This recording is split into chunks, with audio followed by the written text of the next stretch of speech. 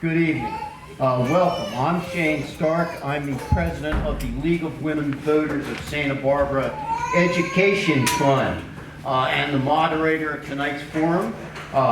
We are co-sponsors with We Watch, Penny Knowles of We Watch, and the Santa Ynez Valley Association of Realtors. I'd like to recognize Barbara Radom and Bob Jennings of the Realtors.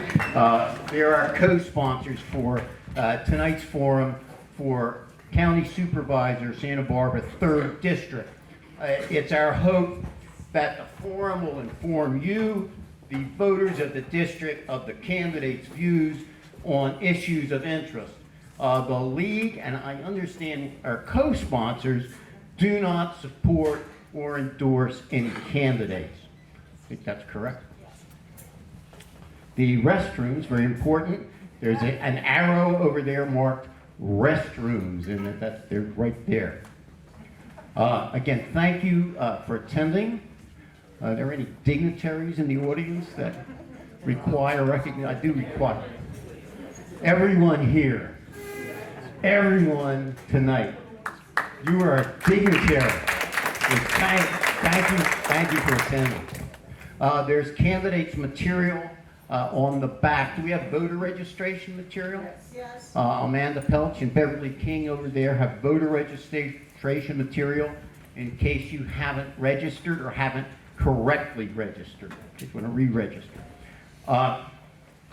Incidentally, all are welcome to join the League. We have scholarships if you can't afford it, and also to make a tax-deductible contribution to the education fund. We support and finance voter education programs, not advocacy. And again, the folks in the back be happy to assist you. Please refrain from outbursts or delays. I don't see any flaming t-shirts, so I have to warn you about that. Very well-dressed crowd in the Isla Vista, a little different dressed crowd. I don't need flak jacket. Please hold your applause for the end. Well, the idea is to get through as many questions as possible and maintain our neutral tone. I would like to introduce our candidates, who should be arrayed in alphabetical order. On my far right, Bob Field, Jay Freeman, Joan Hartman, Karen Jones, and Bruce Porter. Those are our candidates tonight. I should say a word about the taping of tonight's forum. My understanding is that Polo Posey, an organization which was going to tape the forum, has agreed that the videotape be considered a League of Women Voters tape, and it's our property, and therefore we have a prohibition against copying the tape in part without the express consent of the League of Women Voters. You can watch the whole thing. People can run the whole thing, but the candidates have agreed not to use any part of it. Is that satisfactory, Law? Good. Okay. Here's how the forum works. Same as the Isla Vista Forum. We follow the traditional League of Women Voters process and ground rules, which, as indicated, the candidates have agreed to maintain civility. How many people saw the newsroom? One. CJ, the only person in the room who saw the news, you and me. It's the best one going. Best one going. I'm on a mission for civility. The same as the guy in the newsroom. Mission for civility. To maintain this and the issue-oriented nature of the forum, we do not allow negative comments about other speakers, qualifications, or their character. But rather we ask the candidates to address their own qualifications for office and their vision for office and their views on the issues that face the county and the 3rd District. Our precision timers, we have a new precision timer. Joining our award-winning team, will hold up cards with 1 minute and 30-second warnings and stop signs. The candidates will make a brief 2-minute opening statement. I will ask several questions depending on time available. The candidates will respond a minute and a half each. If you, again, if you simply agree with somebody else, just nod or so indicate. We get more questions in, and we will rotate the responders consistent with the award-winning world champion responder matrix, testing to the limits my feeble mathematics skills, in which I attempt to remember the order of the candidates. Not doing so well. Kind of like the same percentage as maybe the Dodgers or the Padres or something like that. We'll take a break after the first group of questions. Audience members can write questions on cards, which our card holders. We have card holders. We'll distribute in the audience, write them down, give them to the folks. We will sort them at the break so we don't duplicate them, and we'll get in as many questions as we can after the break. We do not allow the audience to directly address the candidates. Okay? Let's get started. Opening statement. Let's go in reverse alphabetical order. Start with Mr. Porter. Probably because the mic is closer to Mr. Porter. Well, good evening, and I want to thank, first of all, the league certainly, as well as the Board of Realtors and We Watch. This is a great way for the community to understand more about what we are all about. Well, my wife and I chose to move here with our 3 kids and a dog about 15 years ago. We didn't know anyone here, and we'd only visited one time, but we found this place to be beautiful with clean air and clean water, hospitable neighborhoods, and gracious people. We wanted to finish raising our kids here in great schools with great opportunities for personal and professional growth. When we moved to the Central Coast, the president of the local Chamber of Commerce extended his hand, welcomed me to the community, and helped me build my business. Then it was an invitation to join the local district of the Boy Scouts, then the Rotary Club, and then the local chapter of the American Red Cross. Asked to serve on the local school board, and before I knew it, I felt like a long-time member of our community family, helping others to build a safer and more resilient community. Well, that's been my last 15 years here, but before that, I served for 25 years in the U.S. Army Corps of Engineers. I graduated from West Point, and a few years later attended Stanford, earned 2 degrees, and best of all, I met my wife there.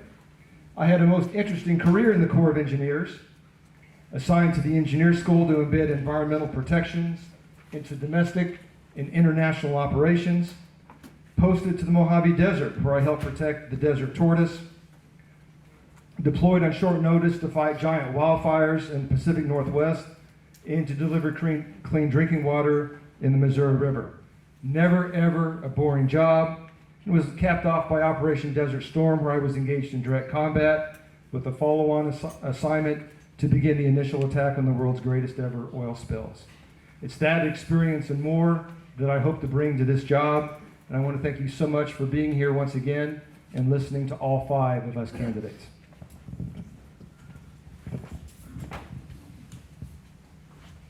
Hello.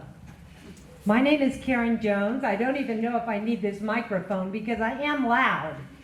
Sometimes that works against me, but it often works in my favor, and I hope this is one of those evenings. Before I moved here over 20 years ago, I came here frequently because my husband grew up here. We had family here.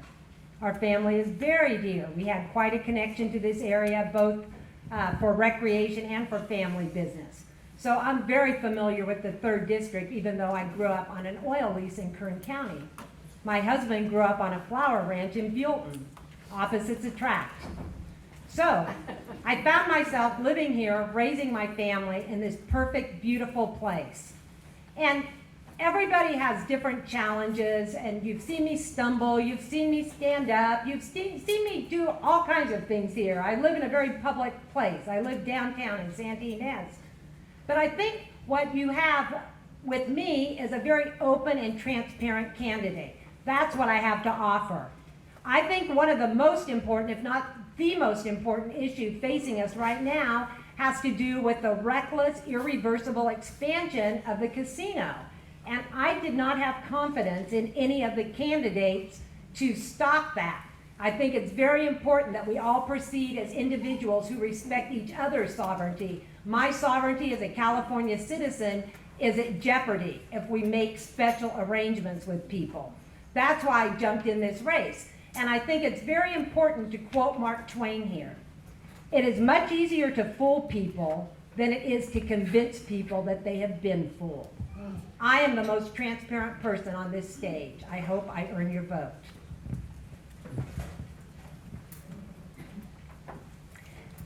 Thank you. My thanks too to the Realtors and We Watch and to the League and everybody who's spending your evening with us here tonight. My inspiration to run comes from my family. My mother worked as a nurse while caring for my father, a disabled Korean War vet. He died when I was 12, and at that point, the real lesson is she took an even more demanding professional leap working with children with cancer at the City of Hope. My sister was a Vietnam War vet, one of the first women. I took a different tack. I got a PhD, worked as a college professor, earned a law degree, and also served as editor-in-chief of an influential law journal. I spent my professional life working on water issues and developed an innovative and nationally recognized partnership, 5-county partnership to restore water resources throughout coastal Southern California. When I moved to the Santa Barbara County, I had the opportunity to join a number of nonprofit boards and become an active community volunteer. I served for 6 years as a court-appointed special advocate working with neglected and abused foster children. I also led an effort to give voters in Buellton the right to have a voice in how big their community should be. And we did something similar in Goleta. It passed by 70% of the vote. On the Planning Commission, I fought to protect air and water quality from stationary sources of pollution. I worked for workforce and senior housing, and I kept faith with plans developed by communities to shape their own futures.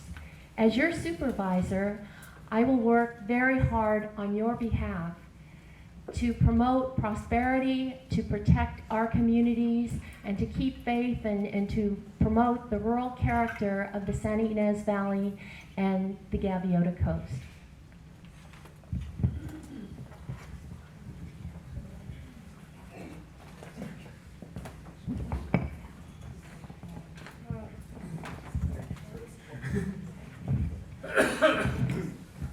Hello, my name is Jay Freeman. I'm the Vice President of the Isla Vista Downtown Business Association, and it is my pleasure to be here today at this forum. I have lived in the 3rd District since 1999 when I came to study computer science at UCSB, where I'm now part-time faculty. I am well known for my work on Cydia, which is used by tens of millions of people worldwide on jailbroken iPhones. However, over the past 2 years, ever since a local tragedy in Isla Vista, I've devoted much of my time to local politics. I started attending meetings, and I never stopped. In addition to special districts, such as the Ivy Recreation and Park District and the San Ynez Community Services District, I started attending every meeting of the Local Agency Formation Commission, and as far as I can tell, I'm still the only person up here who regularly attends meetings of the Board of Supervisors. Now, when you come to Los Olivos and say to people, my name is Jay Freeman and I'm running for 3rd District County Supervisor, the beautiful response you often get is, well, now why would you want to go and get that job? And I'm sure that's the same thing you all are wondering here today. In a very real way, Los Olivos is what convinced me to run for this position. I started coming out this way in December to investigate a particularly interesting controversy involving a wastewater district. Not having the staff of an establishment candidate to guide me around, instead I played 6 degrees of separation, asking people, who do you think I should talk to get the best understanding of this situation? And I was forwarded from Stafford's Chocolates to the Corner House Coffee, to the Samara Wine Company of Nez Fine Art, to the post office, and from there through Jeffrey Woosty all the way to Buellton to set up a meeting with Mark Rathel. And what I found here felt very much like the same issues I see down in Isla Vista, an area badly in need of services, one which the county has understood to have these needs for decades, yet somehow nothing ever happens. A community which has been forced to self-organize to demand the access and resources required to come to the best possible decision. I see an area that has rightfully become somewhat distrusting of outside government, an area which seems to have been forsaken by the county planning department, and which is in dire need of better representation by the Board of Supervisors. I think you'll find me someone who appreciates your frustrations and who wants to do what I can from inside the county to make certain Los Olivos can thrive. I've spent the last 2 years researching the very things you're now working on, from models of self-governance to the financial requirements of special districts. My work on the Oversight Committee for a Financial Phase Study in Isla Vista has made me an occasional advisor to multiple other people on the stage. I want to rebuild your faith in local government. We'll be honored to have your vote.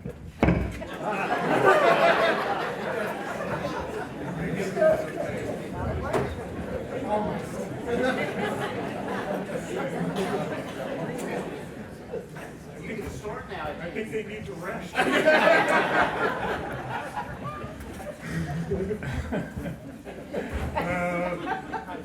Hello, folks. I think my name is Bob Field, and I want to also thank the host of this forum and all of you for coming out. I'm going to shake up my normal intro, which isn't written anyway.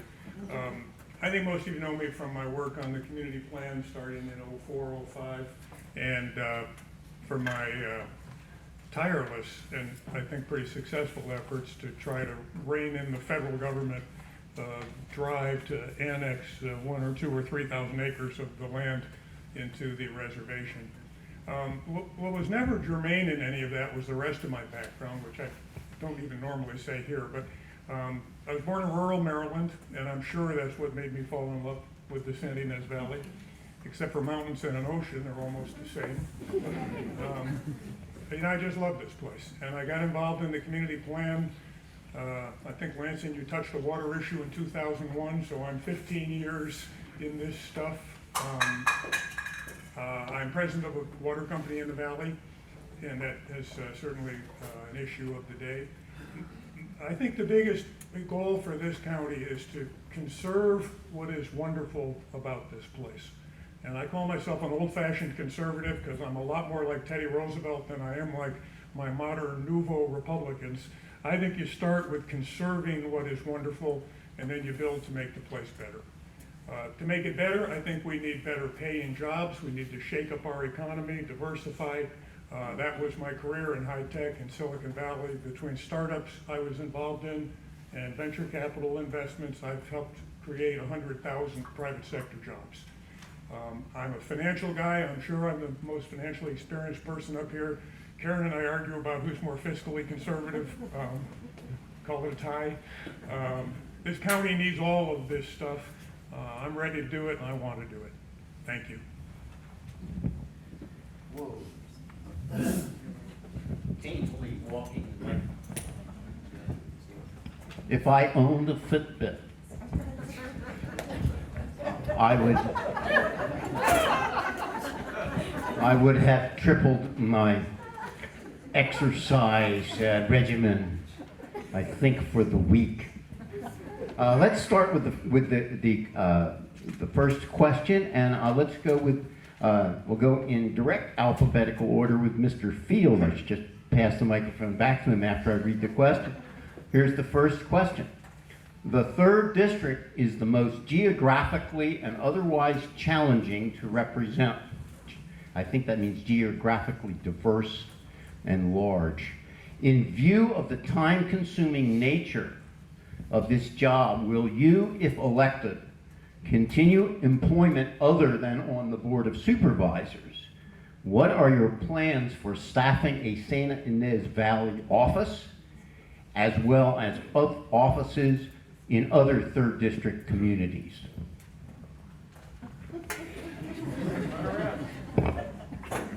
Lose weight in this forum.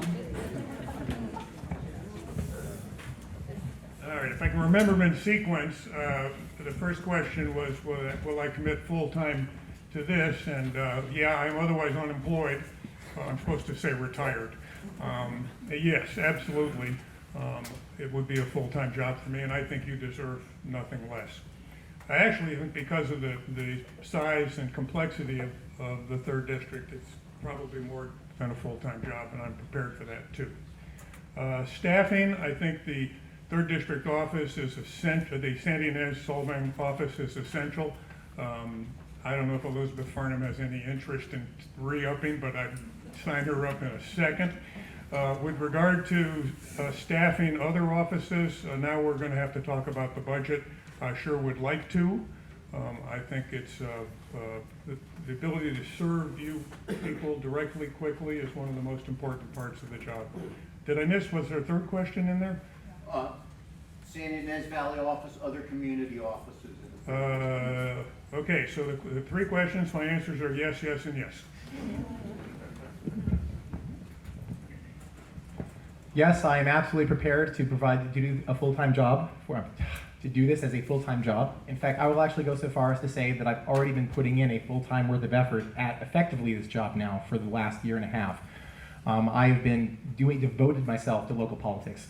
Essentially, there's a stopping point in my normal career. I do this thing called jailbreaking, and we haven't had many jailbreaks recently, and so which are required in order for my store to actually operate. And I've made enough money that I've been able to spend my time doing this, and I love doing this, and I want to be able to have more ability, more access to do this. That's one of the reasons why I'm doing this. As far as staffing offices that exist, I am very interested in maintaining, as Bob said, some of the people who are already doing this work because they already have the kind of connections that are there. I also will say that I'm very honest, I haven't looked into trying to replace anybody. You have to try to find new people in some of these areas. Yeah, I mean, I also agree with Bob, this is essentially more than a full-time job. Really for me, what it's gonna be is just trying to reallocate some of the time that I've been spending in a very narrow area. Like essentially my life for some of this time has been focused on a half-square-mile region of Isla Vista and just continuing to expand to everywhere else, which I, again, have already been doing, having attended now numerous meetings of water district meetings and wastewater district meetings in the San Ynez Valley, but continuing through Vandenberg and Guadalupe. I find this very exciting. I've started attending Guadalupe City Council meetings. I like doing this. All right. Could you remind me what's the time? A minute and a half? Minute and a half Okay. for response to the question. Thank you. There are at least 5 different communities in the 3rd District. You have Guadalupe, you have Vandenberg Village area, you have Western Goleta, you have Isla Vista, and then the San Ynez Valley and Los Alamos. Each of them has different issues, and each of them has different communities of interest to learn about. I too, like Jay, have been spending a lot of time getting to know people and issues and attending meetings in these different communities, and it is more than a full-time job. I know that the Board of Supervisors spends one whole day each week, and preparing for those meetings really is almost another full day. Fortunately, I'm trained as an attorney, and you learn how to penetrate and get to the key issues, but it's a lot of work just being the supervisor. Then you have to serve on a number of different committees, such as SBK. 2 supervisors serve on LAFCO. There's libraries, homeless, all kinds of different committees, as well as then going to the different communities. The important thing for me is to be represented in all of those communities should I be elected. I think the San Ynez Valley clearly needs someone here working as much as we can. I would like to have a mobile office with regular office hours in some of the other communities like Guadalupe, like Los Alamos, like Western Goleta, as well as perhaps a full-time person, if possible, in Isla Vista. But again, as Bob said, that's an issue of what the budget would allow.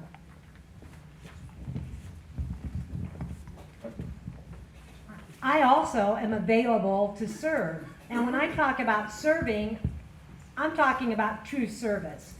Right now, I'm involved with a nonprofit that works with a lot of different causes. I don't know what anybody's political point of view is in this nonprofit.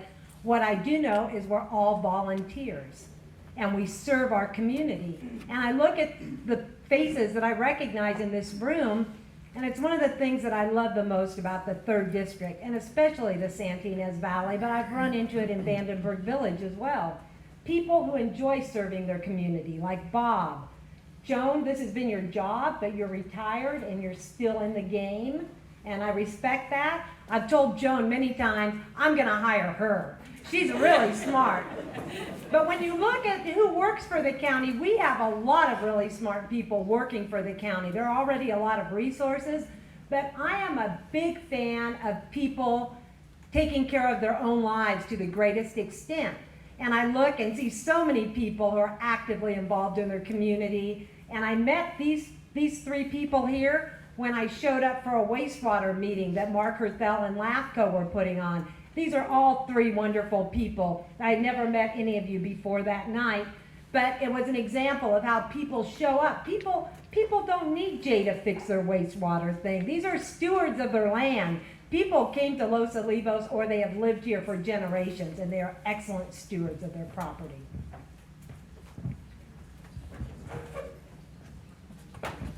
I want to commend the candidate for their excellent cooperation in passing the microphone, not on electrical or other malfunctions. So far anyway, but the night is still young. Extremely diverse in the 3rd District here, and it is going to be way more than a full-time job.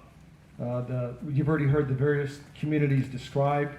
I look on this as even more than service, and it certainly is service, but it's duty. And duty has been one thing that has been primary in my life ever since back when I was in high school. And I think if you look at my record, you can see that that's definitely true. I do have a business. I have a lot of wonderful clients, and I want to make sure they're well taken care of while I'm gone. And because of that, I have hired an MBA from Stanford to take care of my business while I go and take care of this duty. As you look around, I think we definitely need to maintain a full-time office here in the San Ynez Valley. And then, but Isla Vista is a very, very unique community that needs leadership as well, that needs assistance as well, that needs the county to be there when they're needed. And because of that, I've actually come up with a proposal called Isla Vista 2.0 to station additional county staff right in Isla Vista to better care for those residents. And I think that might even wind up saving the county money so that we don't have to use an additional person from the supervisor staff to be down there to respond to the needs of the residents of Isla Vista. Thank you. Here's the second question, and we will start with Mr. Freeman, followed by Mr. Porter, Ms. Jones, Ms. Hartman, and Mr. Field. I will attempt to maneuver the microphone where necessary. Here's the question.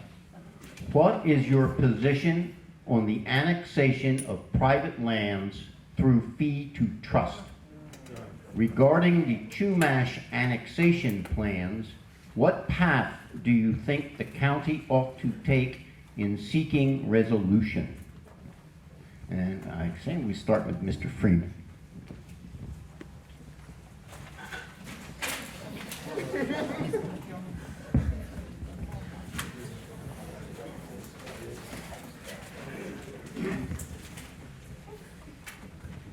So this is a very complicated issue.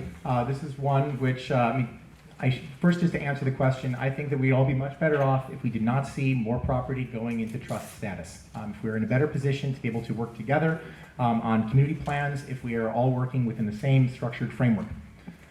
Now, so the situation we're in right now that I think is interesting to look at is that the Chumash have put forward through Doug LaMalfa, a couple districts up in the congressional district, a House of Representatives bill 1157, whose purpose is to try to bypass the normal fee to trust mechanism and cause it to make it more difficult for the county processes that would normally stop such a thing from happening. And it's put us in this really weird situation where both sides have gone into negotiations after being forced to by the by the Subcommittee on Indian Affairs in Congress, and they are both essentially trying to fail at these negotiations in order to blame the other party, such that they can get the Board of Indian Affairs to either give them the bill or to end up to get it to stop. And I think that we need to try to sit back and try to really think through what the strategy is in order to get the federal government out of this. We need to actually decide, it isn't clear to me that if you look at the description that has been provided from both sides right now, that Congress will look at the county favorably, but it also isn't clear to look at the Chumash favorably. I think we need to actually think through what we want in a long-term strategy, how to get everybody the housing they need, but we don't want all those commercial districts, and we don't want to have more property go into trust.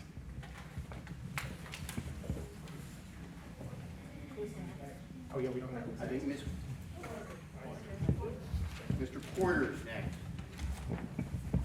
Math skills is not totally. Yes. So for 25 years as a commissioned Army officer and 4 years as a cadet before that, the name tape on my uniform said U.S. Army, United States Army. And much of the time in my units we had Native Americans. And what did the The tape on their uniform say United States Army. It didn't say tribal army. It didn't say anything else. It said United States. And one of the principles I fought for was equal protection under the law. And we cannot have a two-nation system here in the San Ynez Valley, at least as much as we can fight against it. I totally refuse to accept fee to trust, which would bring more land into the reservation. I think it's the wrong thing to do. It should be unconstitutional, and I would do everything as a county supervisor I could to keep the reservation from expanding, period. Ms. Jones is next. Well, this is the issue that got me to jump in this race. On the last day, my family said, "Mom, you have to run." Because my family has been here since Ramona Ortega had children with Sheriff Twist. My daughter, Kara Twist, is named after Sheriff Twist. I don't know, Mr. Rosenberg, if you're laughing because you think that's funny, but this is my sacred burial grounds. My family goes back as far as any person here. And this should be of concern to anyone who loves open spaces, who loves the Gaviota Coast. And everybody needs to be treated equally when it comes to sovereignty. I enjoyed that answer, but two people who are running have already said that they should do expedited permits and a one-time, now listen to this, one-time fee in lieu of taxes. Do you understand what that means? That means they'll do a special deal like they did with the gas station. And so instead of having to go through the normal rigid planning process that the rest of us go through, they will get expedited. They will pay a fee once and then not be paying taxes. Or as one of the candidates says, members of the community will have to swallow hard and watch the tribe gain privilege permitting. I will not swallow hard. I do not swallow.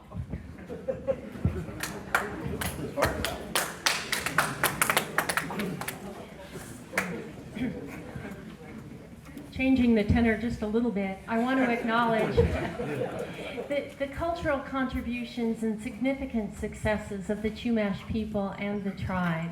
And it's gone from poverty to wealth in just a few short decades. It wasn't that long ago.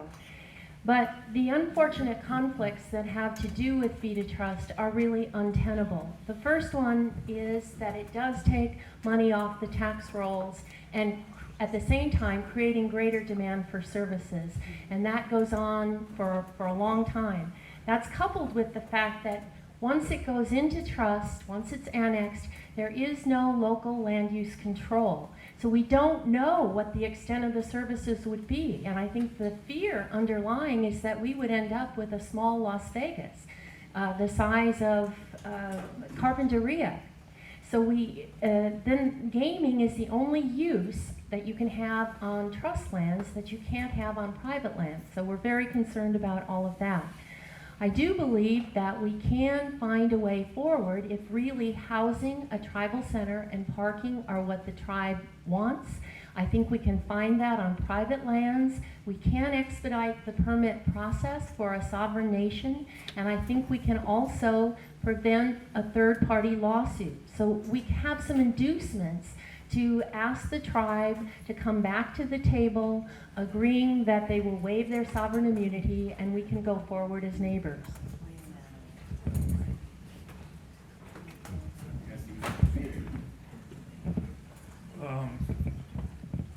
So I guess the starting question was what's our position on fee to trust, and the follow-up question was Chumash, to which I have two different answers. I'm kind of an amateur student of the history of the American West and have traveled the American West extensively. I used to say half facetiously that I may have been to more Indian reservations than Chairman Armenta. I lived in the Southwest. I stop at them when I travel around the West. I get it. I have seen the way the Navajo live and the Indians along the Rio Grande before they got their casinos. I get it. Fee to trust is wonderful.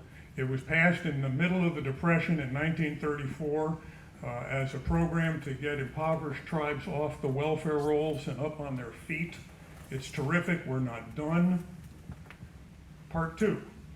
The super mega wealthy Chumash and the other casino tribes in California, this law was not intended to get them off the tax rolls, which is the way the federal government is using this. I think our fight, and I would characterize it as a fight, is with the federal government.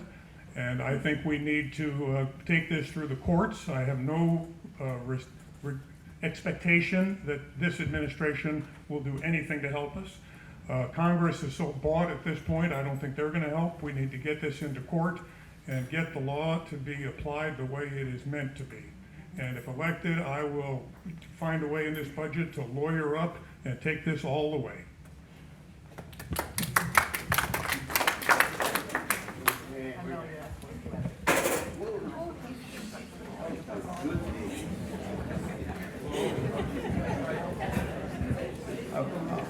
I would make the observation that it's just dangerous as hell up here in the San Diego.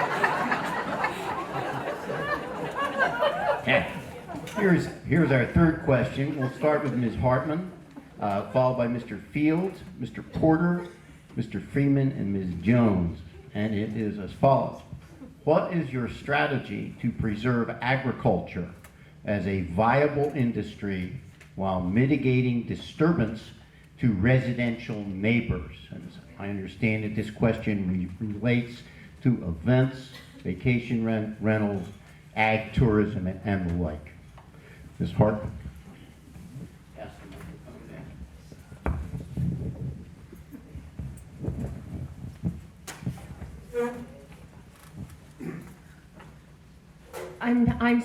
There are too many questions embedded here, so let me start first with agriculture. It's our county's #1 economic sector at $2.8 billion in direct and indirect benefits. Agriculture is what distinguishes Santa Barbara County from the counties to the south. They have mountains, they have ocean, but they don't have communities bounded by urban boundaries and then agriculture working landscapes between. And so that's what's distinctive about the rural character that we love, both visitors and residents here in Santa Barbara County. We have a number of threats to agriculture. Most seriously, I would say, is water. We have labor and water shortages that make it very, very difficult. Agriculture has been doing well, it has grown despite this, but long term we really need to address water issues, and I have a program to do that using wastewater, reclamation water, and stormwater capture, as well as greater efficiencies. There are many other things to do to support agriculture, including maintaining the Williamson Act, where the state stepped back but the county stepped up. There's increasing UC extension services, and increasingly these are needed as the climate is warming, and we need new kinds of crops and new methods for growing them. We need as well technical assistance. There's a new program called Healthy Soils Initiative that will bring greater cap and trade funds to agriculture for to sequester carbon and to capture water. So there are many, many things we can do to support agriculture, and I haven't even gotten to SDRs. Mr. Field is next. Yeah, I'm going to have the same problem. So everything, I suggest we make two questions here, one on SDR and events and one on agriculture. Agriculture is defined by the federal government, the state of California, and Santa Barbara County as commercial production of food and fiber for market. Weddings are not agriculture. Renting out a house for whatever purposes, short term, is not agriculture. So I'm going to take the ag question first and hope we can get a question on the other. I have a suggestion, since everybody's taking the whole time to talk about ag. Perhaps someone would write on a card an interesting question about events and what, and you could answer based on agriculture. Thank you. How much time do I have? So I've got quite a record actually in helping agriculture, food and fiber for market. I was instrumental in breaking the log jam that was stopping the ag buffer ordinance from getting passed. And what that is if urban development encroaches on ag, somebody's got to give. There are buffers required. We finally got a law through the county that required the developer to give and protect agriculture. I was key in getting enhanced agricultural processing for olives, and that is to add value, turn olives into olive oil. I participated in the ag permit streamlining process for a couple of years, And I'm currently working to try to get farm stays approved on Ag 2 properties, including Williamson. That's agriculture. I think we need to deal with the water issues. We're behind the ball on that one, and we need to help agricultural lands remain in agriculture. It's key to protecting the rural character of this county. Biggest problem is it's regulation or over-regulation. And they feel the greatest danger to them is actually being put out of business, not being able to make a profit and keep their land in agriculture by either thoughtless or other types of regulation which have second and third order effects which are negative upon them. So as a supervisor, I think it's really, really important as we look at the never-ending series of laws that we pile on our agriculturists to make sure that we don't wind up driving them out of business thoughtlessly. And you see that over and over again on why were hoop structures even a big issue. Agricultural lands exist to produce, they don't exist to provide the rest of us a beautiful landscape. It's kind of nice, that's the way it turns out most of the time, but that's the purpose of agricultural land. So I think especially examining the regulations and their effect on agriculturists is going to be the most important thing. Water's a big issue, but left to their own devices, farmers can come up with a lot of great ways to make sure that we're protecting our water resources and even finding ways to inject water back into our underground aquifers. I think we need to take advantage of their smarts as they go about doing that. Pass that down to Mr. Freeman.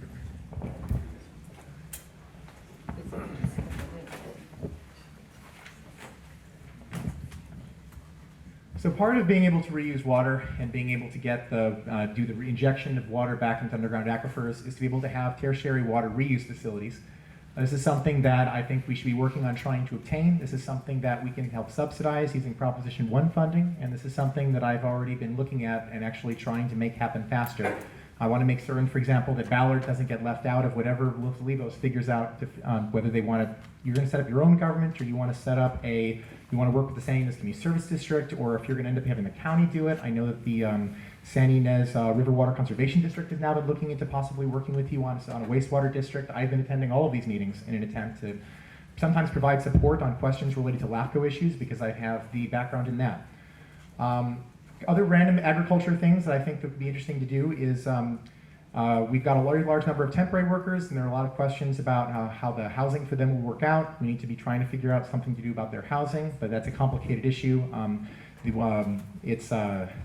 have been looking at allowing housing to be put on the actual field. Some have been looking at trying to get housing structures put up. But I think that's something that we need to spend time talking about, spend time addressing as a community.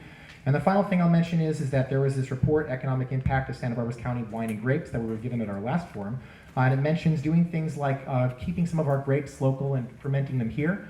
This is something that will, in some ways, mitigate against us being purely agriculture and growing, but it's also something that will apparently drastically increase our revenue. Thank you. The microphone should go to Ms. Jones. This question has a few parts also, but I'm going to really quickly, I have copies of these over on the table, but look where the aquifers are and who is going to change or be in control of the water. Water is a huge issue, and it's a huge issue regarding this proposed development by the casino. And I think it's important for people to open their eyes, do their due diligence, and understand who is backing the casino. Who is backing the casino?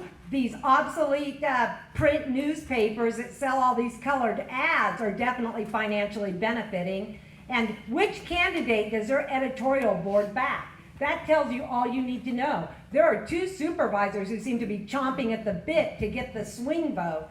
I will not be a swing vote. I love my home. I love my family more than I love money. I'm not endorsed by the Chamber of Commerce. I'm not endorsed by any of these newspapers that block out candidates that might threaten their plan to take over the valley, Vegas style. This is what you have to be concerned about.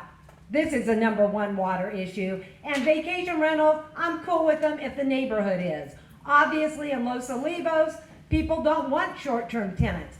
In Santa Ynez, vacation rentals do not cause the problem that they're causing in Los Olivos. So I say everybody should determine what works for their community. We're adults. The next question, and we'll start with Ms. Jones, followed by Mr. Hartman, Ms. Hartman, Mr. Field, Mr. Porter, and then Mr. Freeman. I got that right? Here's the question. I think you've heard this one before. May have changed your answer. What do you think are the county's most serious financial challenges? What options to raise revenues or reduce costs do you support? And we'll start with Ms. Jones. I never support raising revenue because I'm an old woman. And I know what happens when you give the government more money. They need more money, more money, more money. There's never enough. And they just grow these huge bloated services that then everybody becomes dependent on. You can never dial it back. I would ask for 10% across the board. But aside from that, we get back to this silly expansion. This is really important, people. Right now we have $350 million in deferred maintenance.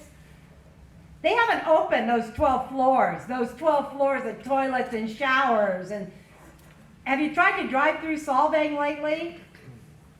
Can you imagine when there's 12 more floors of people staying, not even, before they even do this 4.5 million square feet of retail and whatever that open space, I think RV park or golf course, who knows. And once again, we talk about the needs of housing for the tribe. Sorry, I'm friends with Shumash. Shumash, you don't get checks. Krista Armenta bought a house. Megan Armenta bought a house. Everybody I know that wants a house buys one or rents one. And this 140, I know you're not from here, you're from Washington, D.C. You guys are new to the area too. But we all remember when we all grew up together. Shumash, Irish, mix of both. Who cares? We're people. The soft tyranny of low expectations does not play in this room because we all know that everybody in this valley is as capable and has the same opportunities as anyone else. Thank you. Question goes to Ms. Hartman. Would you repeat the question, please?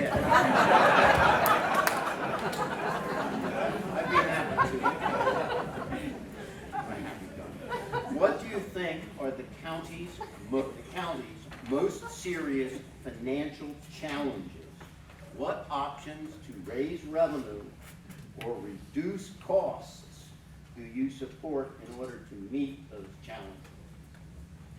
First of all, I'd like to say that we had a tremendous economic meltdown in 2008. I hope people will remember back to that. The stock market fell, we had a financial crisis in banks, and there's underlying this question seems to be something that the county isn't managing its money well, but I think the county has been quite prudent. What we have with the county today is a AA bond rating, the highest that Standard & Poor's gives. We have a $30 million reserve, the highest it's ever been. We have pensions that are funded at almost 80%. That's what the GSA, the General Services Administration, recommends as a target. Unemployment in Santa Barbara County is lower than it is in the state and lower than it is the average for the federal level. So we are not doing poorly. Agriculture, as I said, our biggest sector is growing and doing well despite severe shortages in labor and water. So the budget for the next fiscal year is in the black, and we have modest growth. We have 3/4 of the county's budget that's already set aside, predetermined. So of the remaining 1/4, the county has acted responsibly to dedicate some to infrastructure, some to the fire, and some to the jail. So we don't have a whole lot left of we have about $4.55 million left to allocate. My approach would be first and foremost public safety, and safety from fire would be high among that.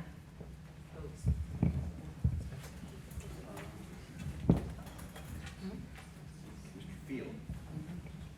Hartman, Field, Porter, Freeman.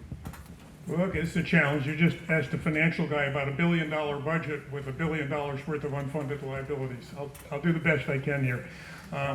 Biggest challenge is the unfunded liabilities in this county. I told the board at the budget hearings that if this were a corporation, and I know it isn't, and if I were the CEO, we'd already be in Chapter 11 because our debt is interfering with our ability to perform the functions for which we exist.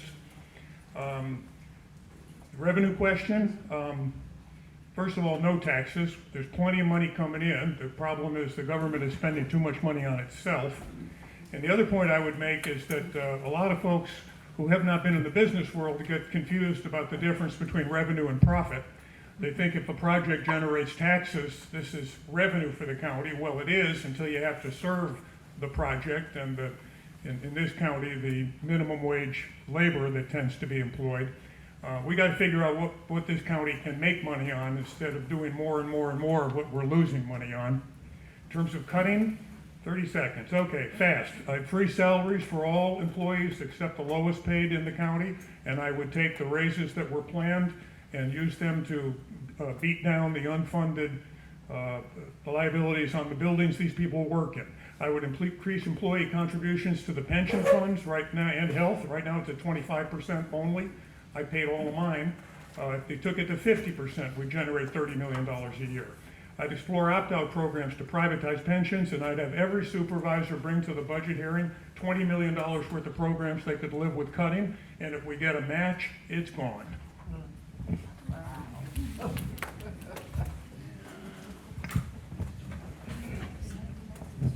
Porter and Mr. Freeman.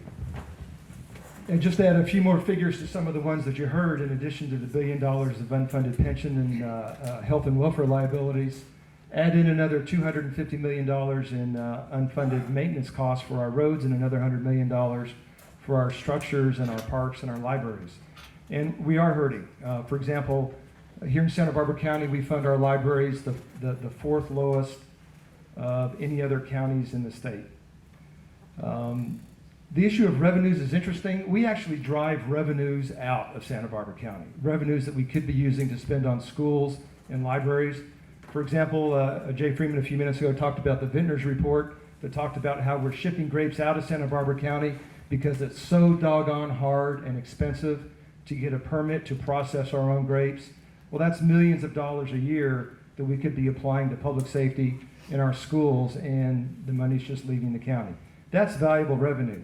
The other piece is the county does waste money. I mean, $6 million was wasted when the County Board of Supervisors, in a 3-2 vote, decided to give county employees an extra 4 days off between Christmas and New Year's.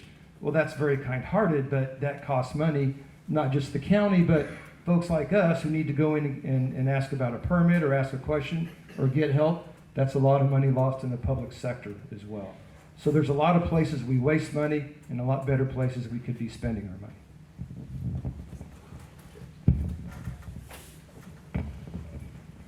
Incidentally, now would be a good time for you to write those questions down on the cards and give them to our sorters.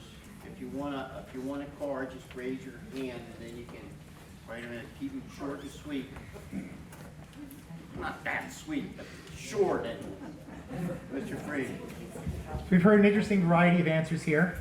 Everything from, well, we just clearly need to fire them all, to we're doing fine. So the answers for where like our major money losses right now are totally correct. I mean, deferred maintenance, unpaid pensions. Something that I will point out as far as the place where we can currently save money, though, is structural inefficiencies that we have in the way that we're operating our government. And this is different from saying that we're paying too many people or that we're giving them too many vacations. I think that in some cases we're misusing their time. We can have our existing employees continue to working for our county, but have them doing something that might be more valuable. Some examples of funny structural inefficiencies I've been seeing. So I attended meetings of the Board of Supervisors. There's one where there was a $40 million grant that came down in order to get a North County jail project. People seemed to want this for a while, then questions, well, do you really want a jail, etc. We had a different idea for what we could do. It was mental health services. Mental health services was there saying we really want this money, but the money got turned down. We turned down a $40 million grant because it was going to cost $700,000 to spend 2 months to send a letter to the granting agency asking if we could have the grant be repurposed. It doesn't make sense to me how it could take $700,000 to send that letter. We've spent hundreds of thousands of dollars on environmental impact reports for the wineries ordinance that is very flawed in all sorts of ways, and we're going to keep redrafting and then doing the EIRs over. We spent $1 million on the Alabama master plan we just threw away. We need to figure out how to use our money more effectively. That's it for that question. Thank you. The microphone. Jump around. Here, this question will start with Mr. Porter, Ms. Jones, Mr. Freeman, Mr. Field, and Ms. Hartman. This is a CEQA question, a different CEQA question than the last. What is your test for when it is appropriate to vote to override a significant environmental impact that cannot be fully mitigated? That is, in more lay terms, if you vote to approve a project, even though it has impacts on the physical environment that can't be eliminated. And we'll start with Mr. Porter.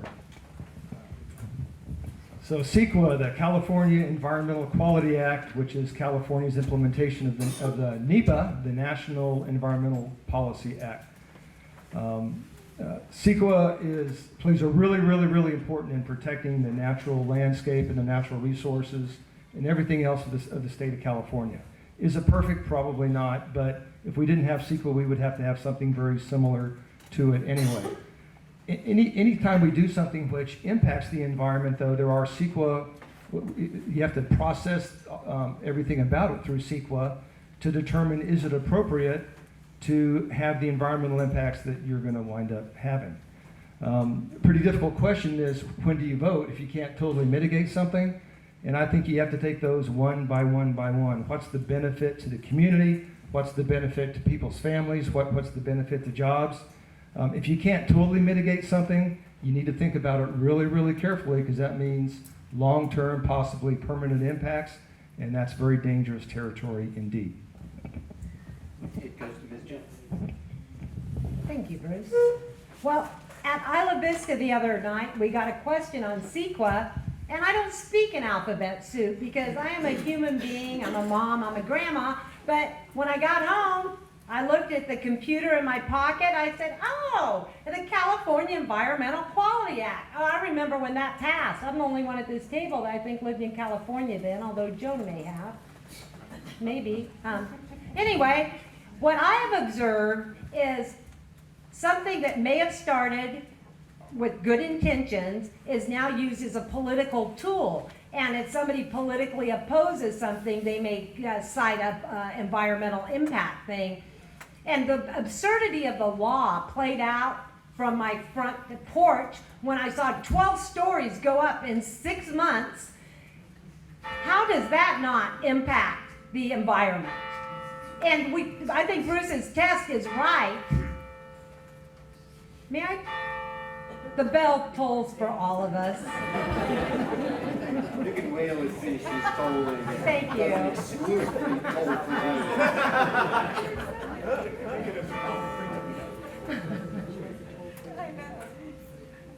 So, getting back to my 12 stories in 6 months thing, we can all talk about environmental impact, but when we see that we are not all treated equally when it comes to environmental review, that is very concerning, that we live in a government where one group of people get to just flagrantly disregard rules and other people are held to the letter of the law, particularly if they are the political opponent of somebody. And this is something to factor in. I know we're talking local government here, but be very careful that you're not electing somebody who will use the government as a tool to harm their opponents. That happens even at a local level, and that's a big concern of mine. Thank you. Mr. Freeman is next.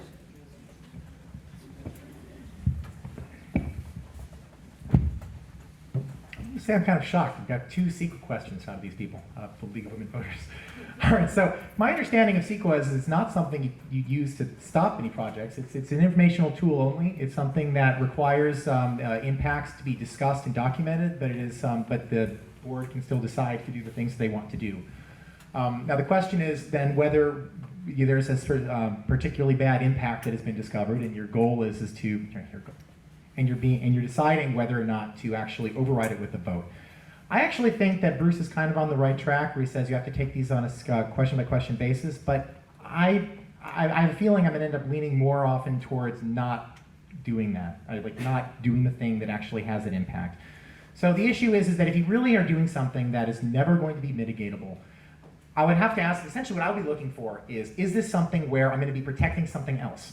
So am I going to have an impact here because I'm going to have more sustainable energy that I'm going to be able to use or have less impact somewhere else in the future? Am I doing this because I'm going to then somewhere else be able to rebuild a habitat that has been otherwise destroyed?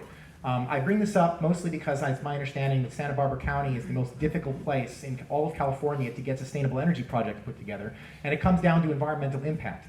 But not having sustainable energy is an environmental impact. And so clearly there's something going on with the way that we're thinking about this process that is a little bit flawed. And Mr. Fielding, Yeah, there's not a lot of disagreement on this one. I will go along with Mr. Porter and Jay on this, but maybe add a comment or two. It's really impossible to say whether you would sign a letter of overriding considerations without having a project in front of you. I would be hesitant to do so, but I certainly would sign such letters. We just have to know what we're talking about to answer that question. On the tribe thing, the tribe is subject, I'm going to go back to the feeder trust problem.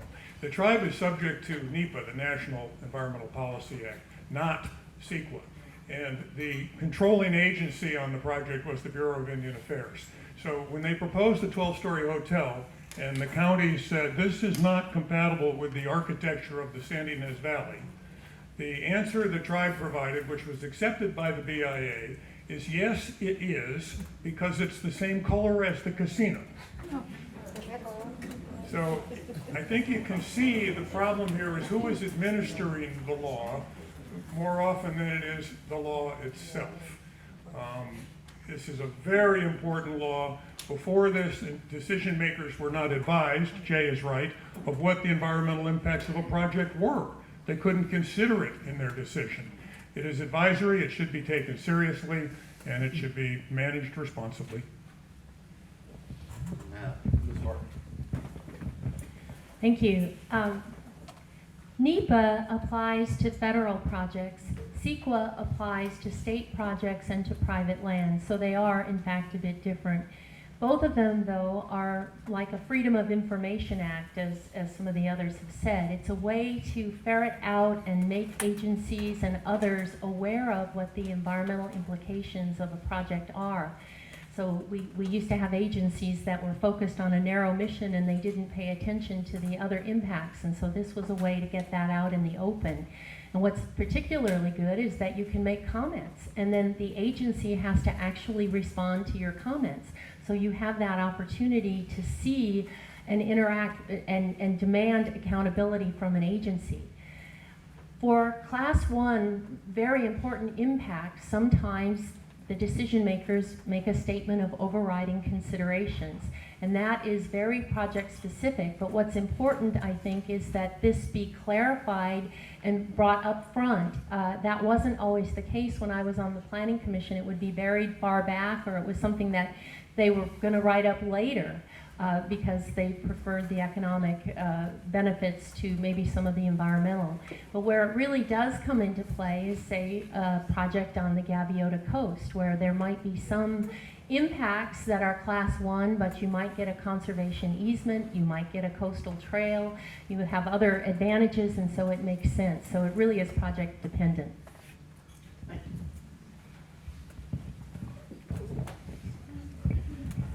Going to refrain from one of my repertoire about 10,000 CEQA jokes out of respect for the audience. Well, let's do one more question and then take a break and collect the questions. So if you got questions, good time, write them down and give them to our sorters.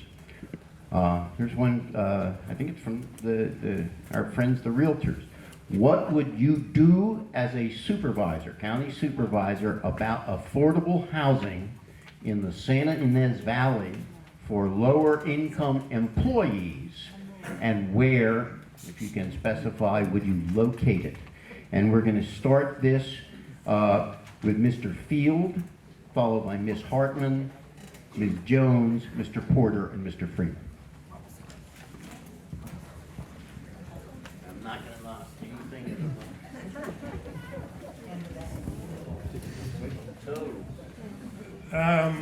Well, if it wasn't the water issue on the GPAC, it was the proposal to build 800 or 900 three-story supposedly affordable housing units in the Sandy Ynez Valley. The county staff came out, zoned 20 or 30 acres for 20 or 30 units per acre.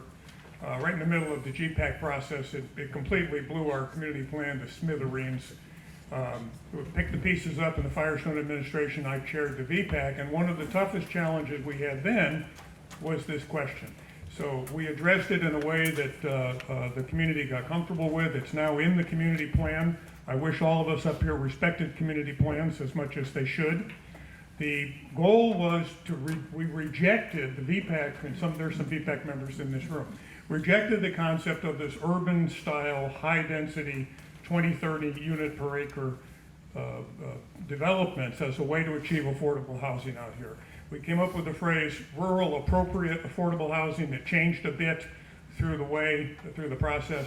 It is second units in properties that are an acre and larger if you meet the requirements for it. It was mixed use zoning in all of our commercial districts, which allows apartments to be built mixed in with residential uses. It encouraged ag worker housing, which we have not seen much of, and we were able to meet all of the projected demand in the valley. I don't know if the projection was good. We were able to meet the projected demand through rural appropriate, distributed, affordable by design housing.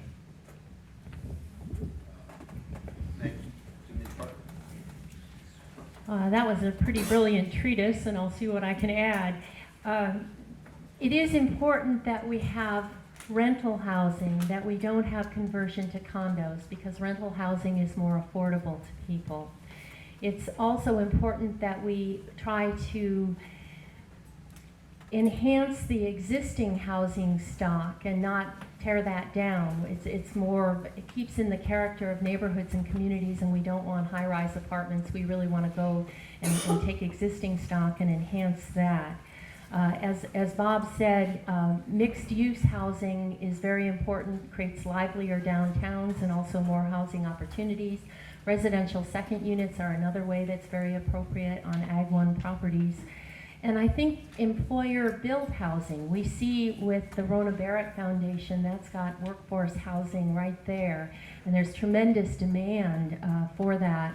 So we know that we haven't enough workforce housing, and I think we want to build more workforce rather than McMansions and high-end housing, because we want the teachers, the firemen, the policemen and sheriffs and nurses, the people who work in our community to live here. To the extent that law allows, I think there should be a preference for people who live locally to buy and rent locally. There are some limitations, but communities are experimenting with that. In addition, I think there's ways we can incentivize low-interest loans, and I've got the stop sign. So many very complicated questions with 90 seconds to answer. My house is 117 years old, and it's in a commercial district. There wasn't even zoning when our house was built. The county building people seem to be Dr. No most of the time. So I know that the process has supposedly been made easier over the years. That hasn't been my experience, but maybe it's because I'm pre-existing and non-conforming. That said, we talk about this worker housing that we need so much, and I see all these people coming from Lompoc and Santa Maria to work in these low-paying jobs. Why don't they take the low-paying jobs to where they live and build their housing there? Because I have been here before we had this high demand for people to park cars and change sheets. It's tough. Both of my kids have bought houses in this area. Neither one is wealthy. They're hardworking, entry-level workers, and they were able to do it. It's tough, but it can be done. I agree with some of the mixed-use stuff. I like Bob's plan, And I do agree that we can get a lot better, but part of it is for the county not to be so micromanaging and allow people to determine what works for their community. Thank you. Who's next?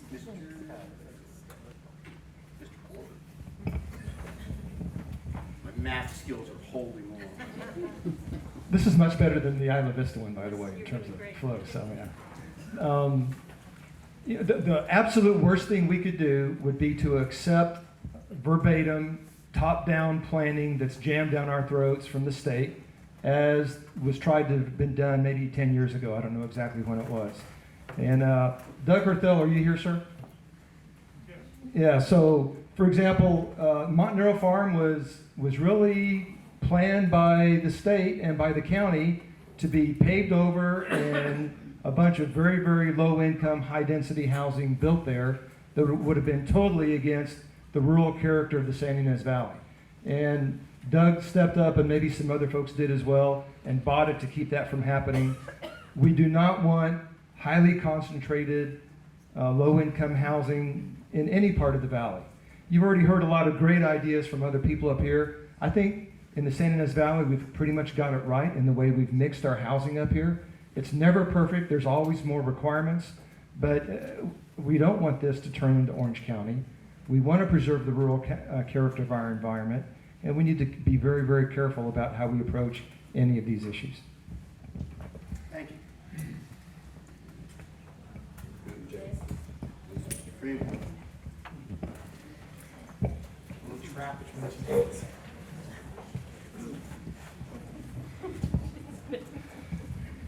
Complex question and very good answers.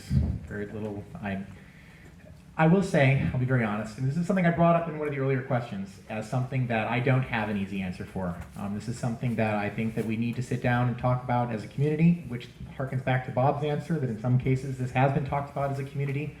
One thing I will bring up, though, as a concern for that is that the Isla Vista master plan that we had, which we all put together back in 2003, is something that, as of 2007, people were only sort of okay with, and as of 2016, we've decided to scrap as a community. Sometimes the decisions that are made in the past are not the same decisions you might make today, and so it's possible we would have to look at this again, which is what starts wondering about the process we've had at the county for doing these community plans. But I do think this is something that should be decided locally among people here. I think we need to figure out a good way to allow you to do that doesn't expire quickly, that can be done quickly, etc. And as far as building out, I don't want to build out. I would much rather see building up. I'm a little bit confused by the comment about we want to enhance existing housing stock, but we don't want to build up. That, I would think about that, I would expect that to mean that we're going to have the same number of people living there, but the property values are going to be higher, which kind of defeats the whole point of affordable housing. So what I've said in the past is we need to figure out ways of not building out. I don't want to see Orange County like sprawl, as has been brought up. I don't want to see our open areas taken over. I would like to see more mixed use. I would like to see more up.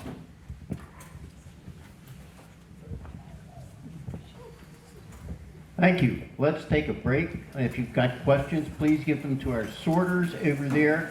We'll try to resume in no more than 10 minutes so we can get as many questions in as possible. Thank you. Hi. We're just about ready to go. We're going to try to get in 4 questions and closing statement. 4 questions and closing statement. Here's the first question, and these are audience questions here, and we will go with Ms. Jones first, then Mr. Freeman, Mr. Porter, Mr. Field, and Ms. Hartman. And the question is, what is your position on community plans regarding their importance to the community and how you would respect them if elected? Community plan.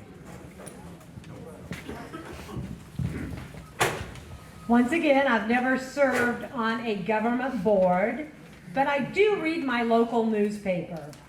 And I see all the work that goes into the community planning, and I see the people who are involved in the plan, and they are generally very respected people who are invested in multiple ways in the community. And I'm not talking about just financially, although they are financially invested as well. I don't think that a community plan is necessarily the final word on anything, as I think Jay said, maybe in the last question, that sometimes we change our mind about things. Remember how everybody was all worried about Y2K and it was a big, sometimes the things we get all excited about aren't the things that get us. So a community plan is a great way to agree as a community to go in a certain direction, but I would never want to be hamstrung completely by one. I do think once something becomes law and we all agree on it, we should change the law before we change our behavior. And that's one thing I see happening that's very discouraging. We don't follow rules and then we go back and try and change it after we've started breaking it. I think we need to follow whatever rules we all agree to.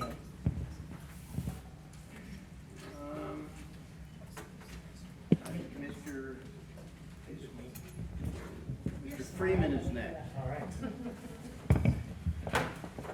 It was great because I actually wanted to start anyway with the thing that was responding to what Karen just said. So I was actually the person who said that I was bothered that the county was effectively using community plans as something that was very final, even though they were very old.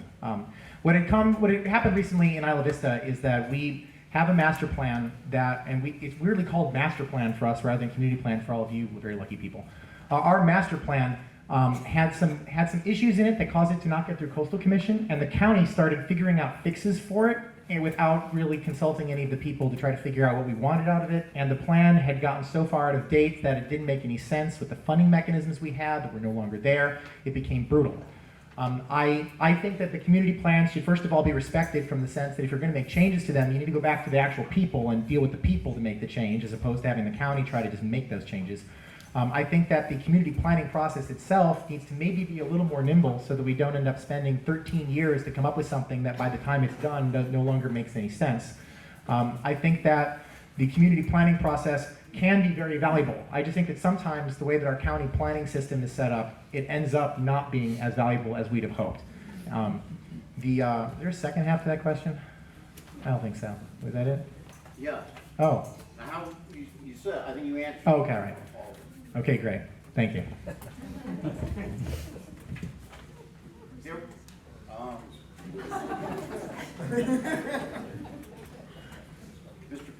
Mr. Porter is next.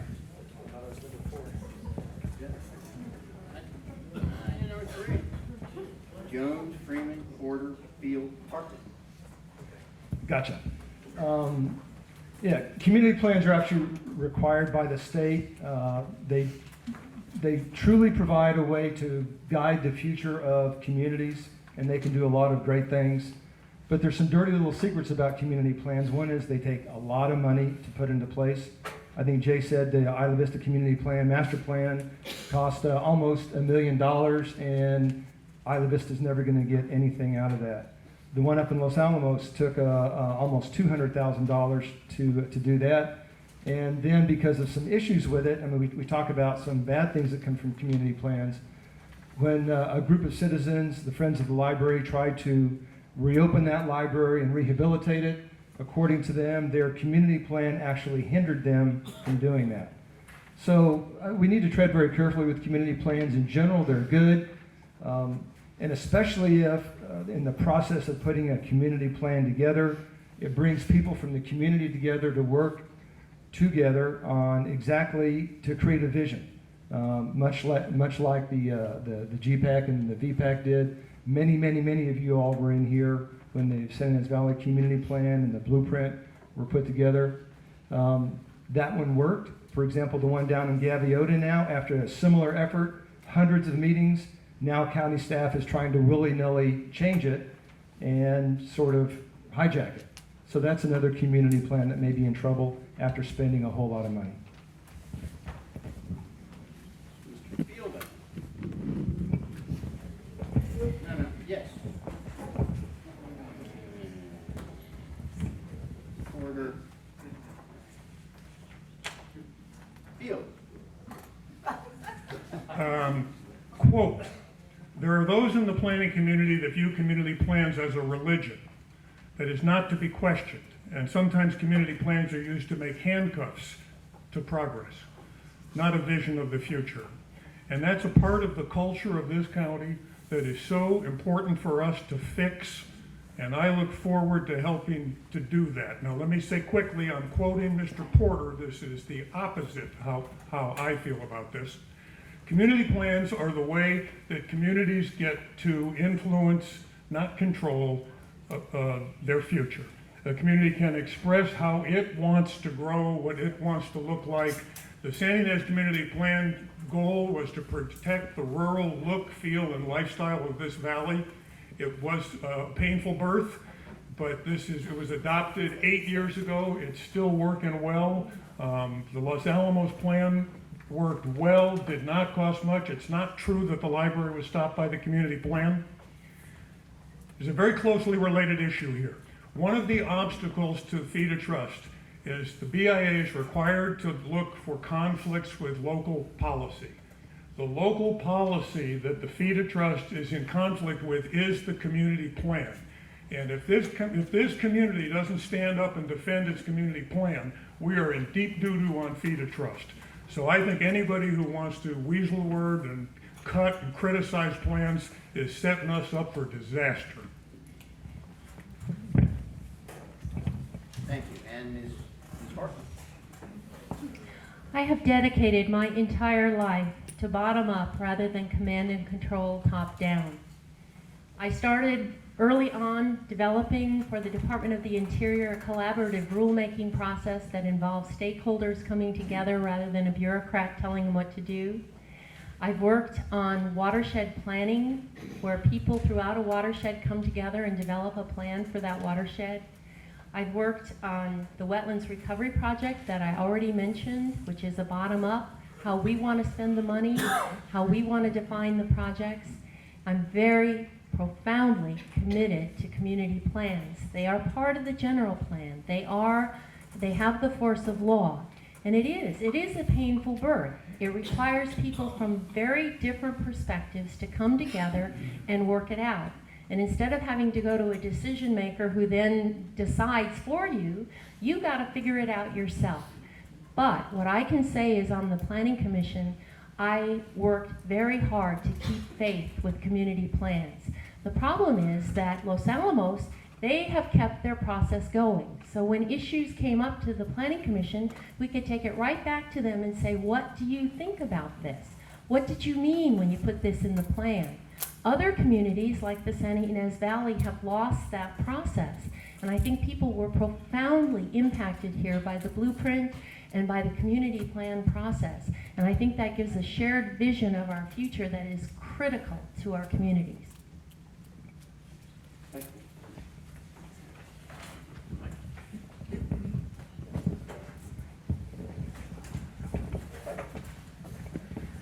The next question is that I think basically it combines two questions that relate to the part of the agriculture question we didn't get to, relating to how do you stand on wineries that are being built on ag zone land with tasting rooms and commercial events close by residential neighborhoods, and if you were to limit or eliminate special events at wineries or vacation rentals, how will the budget make up the lost revenue?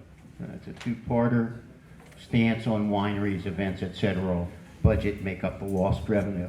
And we'll start with Mr. Freeman, followed by Mr. Porter, Mr. Field, Ms. Hartman, and Ms. Jones.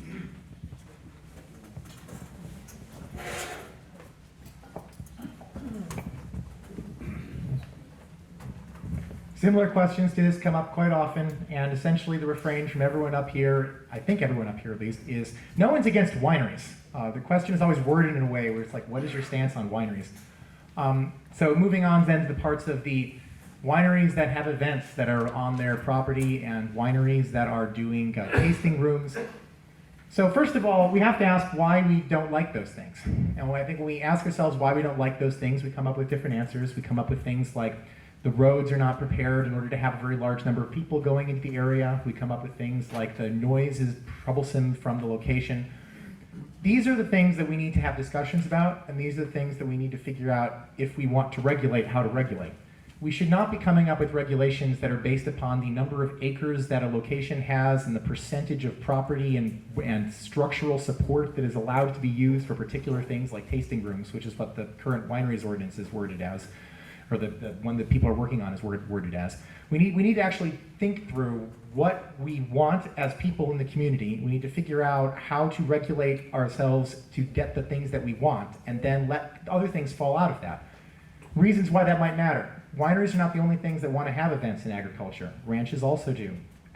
Farms now are starting to do farm to table. They'd like to be able to serve food at their farm. This is something that's becoming more common. It's not just a winery issue, it's a agriculture in general issue. Thank you. And it goes to Mr. Porter. Yeah, thank you. 5 letters you have to keep. You're doing great. On the issue of wineries, to me, having a processing facility for your grapes in general is part and parcel of what you're doing if you're growing grapes. There may be times when that's not true, but that is allowed by the Williamson Act, and I think is consistent with zoning. In general, you can always find a case when that's not going to be true because of the way the properties are arrayed, but in general, I think wineries are appropriate to any place growing grapes. I think we just need to strip out the whole events issue from the winery ordinance, the draft winery ordinance, and much like Mr. Freeman said, we need to treat events evenly for all kinds of agriculture. So whether you have a strawberry field or an alfalfa field or a ranch or a vineyard, an event is an event that may or may not have impacts on its neighbors, and we need to have an event ordinance that treats all of those things pretty equally across the board. A lot of it is going to be parcel by parcel on what's appropriate, what kind of neighbors there are, but in general, I think that's the right way to approach it. Thank you. And it goes to Mr. Fields.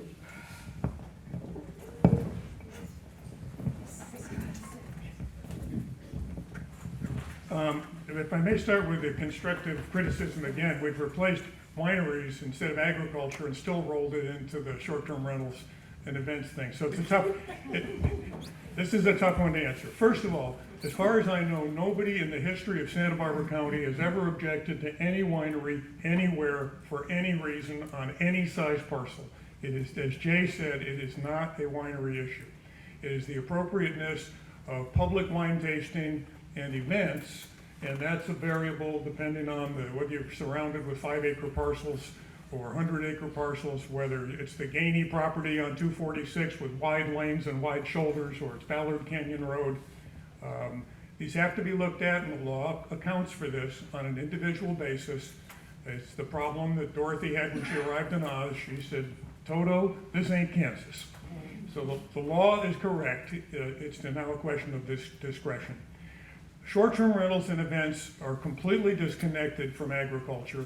It's just bringing commercial, tourist-based activity into residential neighborhoods and our agricultural lands.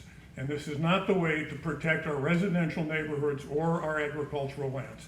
Mr. Porter's on the board of an organization that advocates unlimited short-term rentals everywhere, unlimited commercial events without permits everywhere, including residential districts. I am not in support of that. I do support farm stays on agricultural land because that does help, is related to and does help the agriculture. And Ms. Hartman. Thank you. I got the events at wineries question 3 times at the Vintners Forum, so I'll turn to the short-term rental question, give myself something new to talk about. The county did not have a short-term rental rule, and investors everywhere were starting to buy up properties, particularly in Los Olivos, so that they could make it for a short-term rental. Let me give you an example. In my neighborhood, we have a house that would rent monthly for $4,000. It rents nightly for $1,800. So the financial pressures are great. And what that does is it creates a number of different problems for neighbors. It's nuisance noise and traffic. Often these are party houses prior to weddings, things like that. And it changes the neighborhood character. You're not living with people next to you who you know, whose kids you know, who look after your cat. There's also an effect on the rental market. It makes it much more difficult to be able to afford rents. And then there's unfair competition with hotels and motels and B&Bs, etc., and they don't have the same kinds of regulations. And then on private roads, there's even the fear of secondary liability. As people, you own a road in an association and somebody gets hurt, you're potentially liable without being indemnified. So there are some very major issues raised with short-term rentals. But we had very evenly divided people, and we went forward and banned it in residential, but allowed it in agricultural. I'll talk some more about this on my next. Ms. Jones. I hope that we all get another go-round with this, because it's 90 seconds to figure out something that's a lifetime in the making of problems in neighborhoods. It's all very difficult. I'm so old I remember when there weren't short-term rentals. How old is that, huh? But the world is changing rapidly. Airbnb, vacation by owner, whatever those initials are. And I use them, and I like them. As a matter of fact, I'm looking at a friend in the audience right now who had one in Spain, and it just really enhanced her experience rather than staying in a hotel to stay at a house. That said, I believe that your neighborhood home is a residential domicile and should remain as such. I can see why Los Olivos has a problem with people buying up houses. It has not been a problem in the town of Santa Ynez where I live, and I use a vacation rental there. And I think of it this way. This gentleman that I frequently use from, there's a couple. I see another guy in the audience who I've rented from, and he's like, I don't have my place over a garage. But the people who I've rented from are responsible owners. They're on site. It's a way to supplement their income. And unfair competition. Go to the casino hotel, and it costs $629 a night plus a tax. And I want to know where this occupancy tax goes that they're charging anyway, because it's not going for our deferred maintenance, I'll tell you that. So I'm kind of hot and cold. I'm open to anything on the vacation rentals. If it fits, great. But in a residential neighborhood, I certainly understand banning them. Thank you. You're welcome. Our next question has to do primarily with campaign contributions. Do you believe, or do you think that campaign contributions in particular, has too much influence on the county legislative budget and land use process? Have you taken and will you take contributions from developers, public employee unions, or persons doing business with the county? And we're going to go with, I have buried the award-winning order of business here. Fear not. I am undaunted. We will start this with Ms. Hartman, followed by Mr. Field, Mr. Freeman, Ms. Jones, and Ms. Porter. Mr. Porter.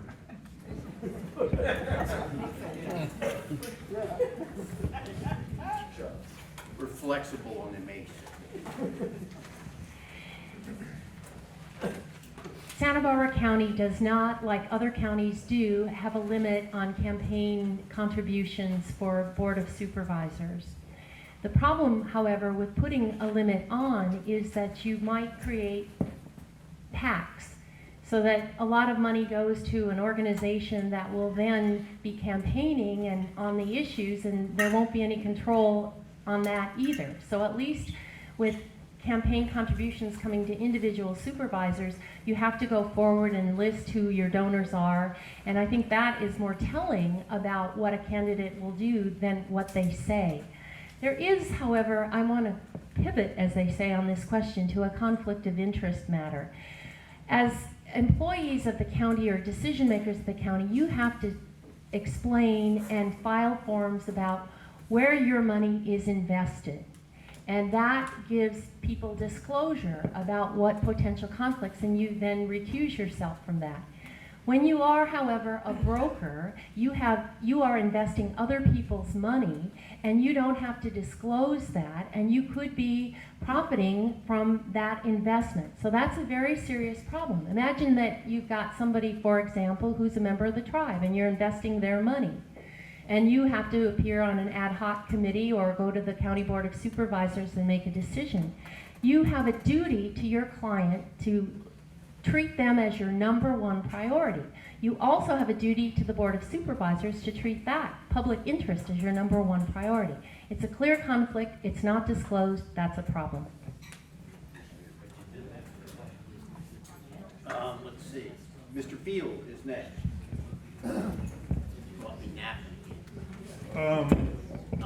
Thank you to whoever asked this question. We got a horrible problem in this county. This place is basically for sale. If you want to contribute to somebody who's running for federal office, you're limited to $2,700 as an individual or corporation. To a state office, it's $4,200. To a Santa Barbara County office like this one, it's unlimited. There is absolutely no maximum to how much can be contributed. Now, to the extent that you believe that the real golden rule is follow the money, this is nothing but trouble, and I encourage you to look into the finances of the financial reports of the people who are up here. Some will curl your hair. My position on this is PACs are going to happen one way or the other. I am not taking more than $900 from any individual or any corporation, ever. It's not going to happen. And if I am elected, I am going to do everything I can to get this county, as Los Angeles has, as Santa Cruz has, as 35 cities in LA County alone, and put back in place campaign finance limits. We used to have them. They're gone. And right now, the party from the left says, I gotta take it because the guy on the right's taking it. And the guy on the right says, I gotta take it because the guy on the left is taking it. Well, I don't fit in a box. I'm not taking it. And I think you should look into this and think about this very seriously. Thank you. Mr. Freeman is next. So if you look at my campaign finance disclosures, you'll see that I have accepted a single contribution from somebody other than me for $100, a friend who was just adamant that I not reject his $100. A story about that is that, it's related to campaign financing, where the money you take in is the money you spend out. We do have a voluntary expenditure limit process you can voluntarily sign here when you go to fill out all your forms. And I, like a chump, signed that when I originally went and filed all of my forms. And then I was effectively told by the Democratic Party that I was not going to be taken seriously as a candidate, that I had absolutely no chance of winning this race if I wasn't prepared to spend well over $100,000 on making this race happen. And so I am apparently the first person ever to figure out the process, because I kind of understood there was one, to unsign that form, mostly so that I would have an opportunity to be taken seriously by the Democratic Party. I still have not spent anywhere near that expenditure limit, and I've been trying to figure out ways of running a very effective and very cheap campaign, and while you may not have seen much literature from me yet, you will see a lot very soon, because I figured out how to do all this printing very, very cheaply. Which also is something to be said about trying to run a county very cheaply, is to try to figure out how to do all of this stuff in a very tight budget. But I'm not intending on taking in campaign contributions, large ones, small ones. I don't want to deal with the money from developers. I think that you very easily end up getting subconsciously corrupted when you do that. Thank you. Ms. Jones? I would only hope it was subconscious. But I am doing this campaign on my own time, on my own dime, and do not take me seriously is at your own peril. People who live in this valley know that when I set my mind to do something, I do it. And that's my plan here, with no money. And I can't help but go back to the Measure L bond of our school. There's like 8 big donors to get the bond measure passed in 2012. And during the course of a conversation with my elected representative, I questioned that. I said that it looks very bad. It has the appearance of impropriety, to which the person replied, if they would benefit, why wouldn't the bond committee ask them for contributions? That is the definition of pay to play to me. And that's another reason I got in this. It really bothers me. And follow the money with the casino. The newspaper won't cover the so-called alternative candidates, and it's because the newspaper relies on that casino money. So go to the editorial page of your daily paper and see which candidate they support. Whoever the newspaper supports is who the casino supports, and they can say they're against fee to trust all day long, but they use their same playbook with Measure L, like 8 big donors. They're all developers or people involved, and they sit here and they manage their investment. It's really crude. It's a vulgar use of money, and money is not the best thing in the world, folks. Money's good, but it's not the best thing. Mr. Porter. Well, the system we have is the system we have, and if you're going to be elected in Santa Barbara County, you're kind of stuck with it. There is way too much money in politics in Santa Barbara County, there's no doubt about it, and we absolutely need to reform that. I think the last 2 elections, one of the supervisors received $270,000 from public employee unions. I mean, that's a huge amount of money. And it is unconscionable, and we must reform our election system. To answer the questions directly, have I accepted any public employee union money? The answer is no. Have I accepted money from anybody doing business with the county? I don't think so, but it's hard not to do business with the county. But if so, it'd be pretty minor. And have I accepted developer money? Yes, I have, on a relatively small scale. I don't think developers are necessarily evil people. I would guess that every single house we live in here was built by a developer at some point. So I don't think they're necessarily evil people. They have a business just like everybody else. To respond to Mr. Field, even though he's not supposed to directly criticize other people, the accusations he made are totally mischaracterized and totally wrong. And as far as, I think that's fine. Thank you. I'll point out 2 things. Should we try to squeeze in one more question before the statements, or you want to go straight? Yes. One more question? I shall point out 2 things. The first is that if you are interested in campaign disclosures, you can check, I believe the county clerk elections division does maintain disclosure filings at regular intervals.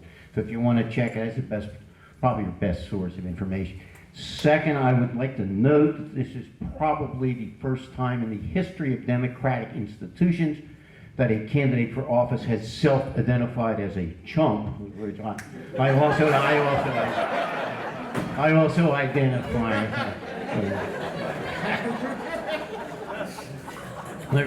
Let's try to squeeze one more question in, and it's about oil and gas. Do you favor phasing out oil and gas production and promoting clean energy sources, and what do you see as the consequences of doing that? And we will,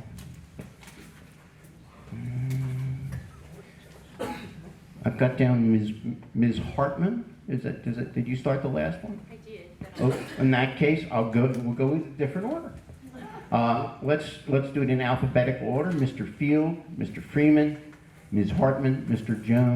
Jones, and Mr. Porter. So we'll start this one with Mr. Field.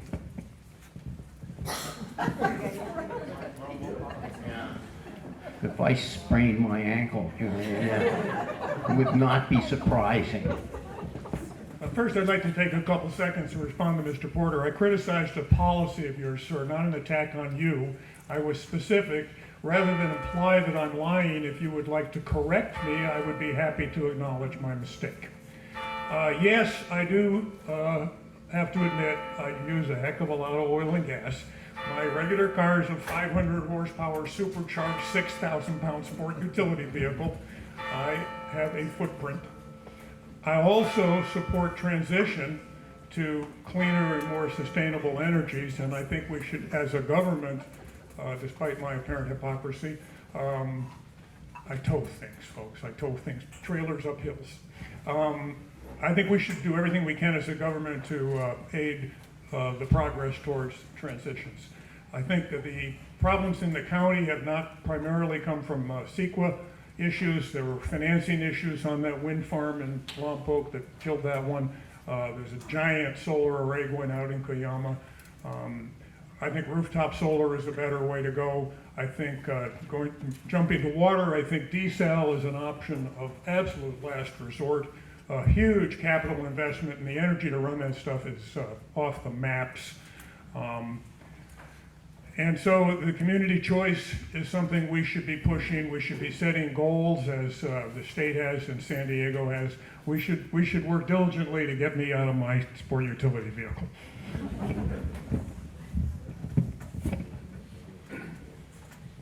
So yes, I do want to transition us away from oil. So I think that we should be looking at community choice energy. So community choice energy is a process whereby you take the energy grid and you make the energy grid a public utility, and then the public utility grid purchases power from different power sources. It could be purchasing it from rooftop solar, it could be purchasing it energy credits from other places, such that you can decide as yourself, I would like to have 80% of my power be clean power. I would like 100% of my power be clean power. And it allows the community to slowly move their way towards having sustainable energy. But we also, on the other side, we're the oil and gas production we do here.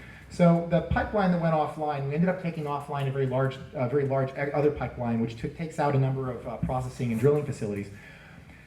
It's important to point out that the amount of money that we're losing from this is nowhere near as much as some people claim. So the county assessor determines the property tax that a location pays, and that's the money we're actually getting from these locations. Based upon the price per gallon of oil, they then determine the amount of economically viably extractable oil. They then multiply that by the price per barrel. The price per barrel of oil, as America has become an oil-producing nation, has plummeted.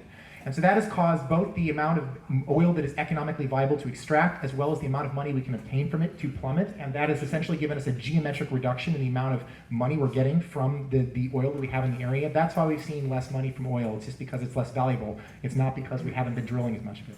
Thank you. And thank you, Jay, for making that point and using your time to make very clear that the school districts are not being harmed at this point as a result of the shutdown. We have talked to people in the Goleta Unified School District, and they say they are doing fine. We have talked to people in the Santa Ynez Valley Union School District, and they are not suffering as a result of the shutdown. If they are suffering, it is a result of the price of oil. And we don't even know that yet because we haven't had a full year of looking at the prices. We won't know until June or July. If there is a loss, then you can file a form, not sue. You can file a claims form with Plains All-American. The county has done this twice and already been reimbursed, so that's spaghetti being thrown against the wall. Yes, we need to transition to energy that's renewable and that is safe. Petroleum products are dangerous in the production, in the transportation, and in the use with greenhouse gas emissions, and there are new studies to show that the particulates are affecting young brains, developing brains, like lead. It's creating a number of problems, especially prenatal for children. So we need to move away from energy, but we have to do it in an orderly fashion, and that's why on the Planning Commission I ended up voting for all the energy projects that came before me. But I'm also I started out this campaign saying community choice energy, microgrids, and I'm actually working on that in time when I'm not here. Well, here we go. I'm an old lady. I grew up on an oil lease, 11C, and wow, how smart would I have been if I wasn't on that oil lease? I don't think my IQ is a problem, folks. So, I think it's cool to transition. We're in a constant state of transition, and it's called life. And you can feel morally superior to me driving around in your electric car, but guess what? It's got a big old battery. That's got a whole new set of problems. The oil-covered seagull, that was very sad. It was like, a really sad symbol of evil oil. But have you seen those fried birds on the solar panels or those windmills knocking birds out? The longer we have any kind of energy production of any kind, there's always a downside. The latest, greatest anything seems so cool until it's been around a while, like, anti-inflammatory non-steroid drugs. Weren't those a miracle until we found out all the side effects? The same is true for oil. I am for going with what makes sense. I'm not for people who work for their whole career in the government telling me what makes sense. I think the good engineers work for the oil companies. And I think the mediocre ones probably work for the government. So I'm a big fan. Well, I do. At Standard Oil, they hire the best students. So anyway, I think that our solutions will come through innovation and they will be through the free market. They will not be top down, as Joan says. Yeah, so there's no doubt we need to transition away from oil, and everybody here knows the dangers of oil and the badness of oil. And there's no doubt in my mind that as science and technology advances, we're going to find many, many better ways to produce energy for us to have a much cleaner and a much healthier future. However, since most of us live here in the San Ynez Valley, we need to be really careful about the oil production that is being lost because of the pipeline shutdown. And we go around and around and around about this. And so I'll tell you what the numbers are. And this is from UCSB. And we won't know because the county assessor is the one that actually will publish the figures because taxes are assessed in arrears. So we will know in June or July. But UCSB estimates, and they have the best numbers around, the Goleta schools are going to lose about $4.5 million over 3 years. That's what UCSB says. If Goleta is able to absorb that, more power to them. They also estimate that our school district, San Ynez High School District, is going to lose $1 million a year over 3 years. Well, we simply can't absorb that. We've already issued pink slips from San Ynez High School. Our French program is virtually ended, and there's some other bad things happening.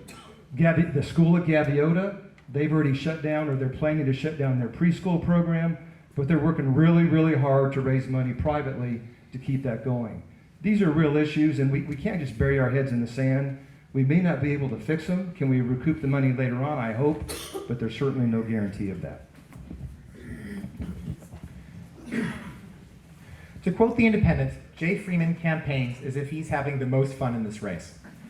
I absolutely am having a lot of fun, and I think this is one of my biggest strengths.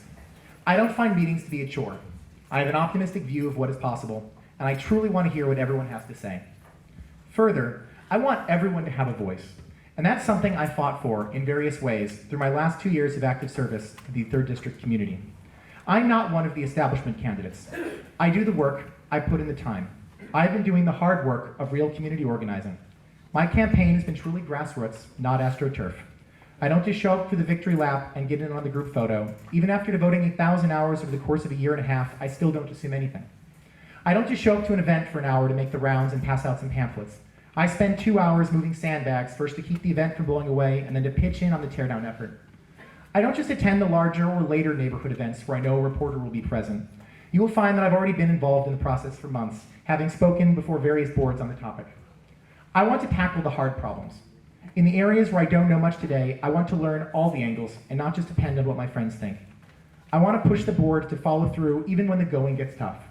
We need to stop kicking the can down the road. Finally, I want to remind us all that we live in a new world of technological opportunity. We need someone on the Board of Supervisors who doesn't just use technology, doesn't just understand technology, but is currently connected with the state of the art and knows when and how it should be applied. Essentially, I'm already doing what I can, and I want to be 3rd District Supervisor so I can do even more and move our entire county towards a brighter future. Thank you. Thank you. Mr. Porter, thank you. Well, it's been a true pleasure being with you all today. Most of you all are neighbors, and it's been wonderful. So, as an officer in the Corps of Engineers, I led large organizations on complex missions and was able to make a true difference in the environment. As a small business owner, I started a business from scratch, and I hired employees, and I've had kids be interns and helped set them up into some great jobs. As a member of the school board, I've figured out pretty much how to work public finances as much as possible anyway, balance budgets in years good and bad, and learn how to negotiate with public unions. As a member of the Red Cross and the Chamber of Commerce and the Rotary and so many other organizations, I've learned the power of good people with good hearts working together to cure disease, care for the displaced, and to reach out a hand to somebody in need. So you've seen a chance to see a little bit of all of us tonight. As you consider what you've seen and heard, think about each one of us up here. Our ideas, our responses, our temperament, whether or not we're respectful of one another. Please ask yourself, who can you see on the panel with other supervisors? Who will listen to you? Who will fight what's best for your community? I hope I've earned your trust and confidence to help lead this county to a better, safer, and more vibrant future. Thank you. That's Ms. Jones. Next speaker. Picture the next Board of Supervisors. Picture somebody who is honest, somebody who is not motivated by finances or by benefiting themselves or their donors. Picture somebody who will reach out and work with people, who will be there for you and for all the people in the 3rd District. Picture which one of the people at this table cares the most and understands that money doesn't matter at some point. At some point, what's more important than money is your family, your friends, your home. These things are important. I didn't come here from Washington, D.C. I came here from Taft, just right over the mountain, other side of Cuyama, and I married the most beautiful, kind-hearted, intelligent person that I could ever hope to marry. My husband, Robert Jones, exceeds my dreams. I can't believe the life I have, and it's not because I have a lot of money. I'm living in a beautiful place. Some of the people who live here have a lot of money, but we're all wealthy in one way, and that is our relationships with each other. And we are also deeply tied and committed. And that's why I'm running, because it scares me to think that people with financial interests are going to come in and destroy something that goes back as far as I can see in my family. I think not only am I the only native, sovereign native, my sovereignty is as important as any person's. I am the only grandmother here with grandchildren who are living in the 3rd District. This place matters to me. I'm not an Army brat. I'm not just going to take the money and run. I care. I'm going to be here. Somebody try and give me some money to vote with Peter Adam and Steve Lavanino. Won't happen. Not going to happen. And I'm a Republican. I'm a real Republican, but I don't form a devil's three-way with those people. My name is Karen Jones. If it could ever happen, this is the year. People know how corrupt government is. Don't go with one of the bought and paid for candidates, particularly if they don't have a soul. Ms. Hartman is next.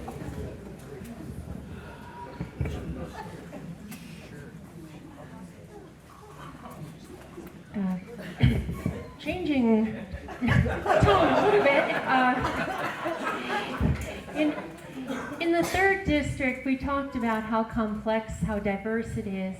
69% of the voters don't have a city government. That is, they look to their county supervisor as their primary elected representative. For that reason, I am committed to have a 24-hour response time to emails and phone calls should I be elected. It's very important, and I've learned this talking to people in Guadalupe, Isla Vista, Vandenberg Village, to have a representative who is responsive and who will, you can get a hold of when you need to. The job of supervisor is much more than going to meetings. It's really reaching out to people, being in their community, going to their celebrations, and learning about what matters to them. And that's really what I like most about the prospect of the job.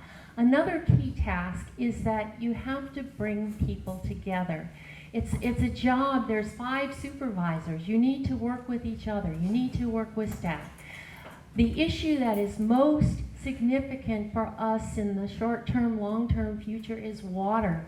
We need to work across silos in water, whether it be wastewater, stormwater, drinking water, groundwater.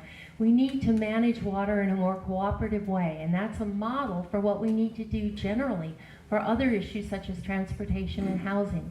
We need someone who has the skill, the temperament to work and bring people together collaboratively, because that is what's required.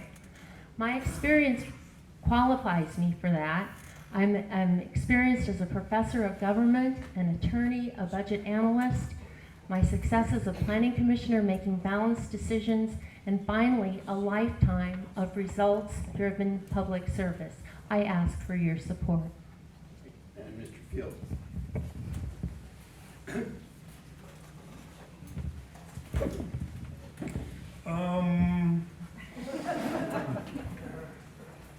Political season is not the time to get extra modest. I I'm just gonna blurt it out because I'm uncomfortable with it. I think there's some pretty clear choices up here, especially for conservative voters.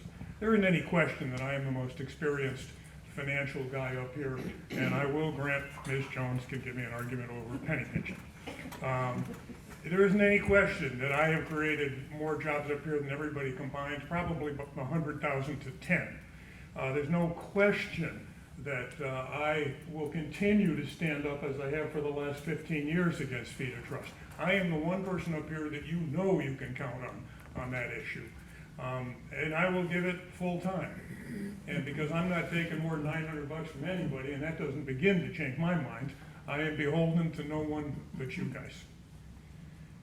In a lot of ways, what this election is about is it's almost a referendum on, are we going to stand up and defend the rural character of this county, which is why I think almost all of us are here, and why I think most of the tourists come. They won't go to Ventura.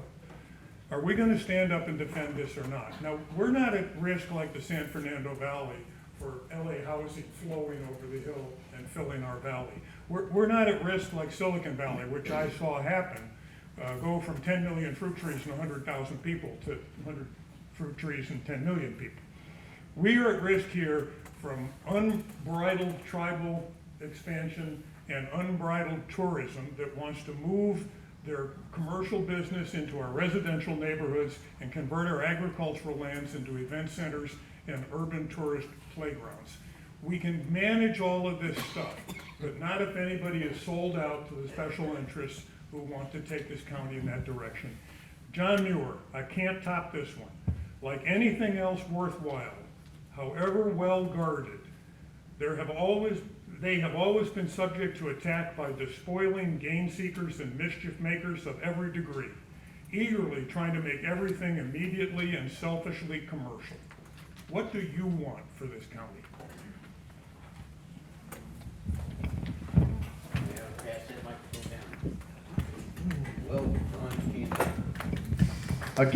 Again, thank you for coming, and excellent turnout, and thanks to the candidates for participating. They deserve a round of applause. Very nice.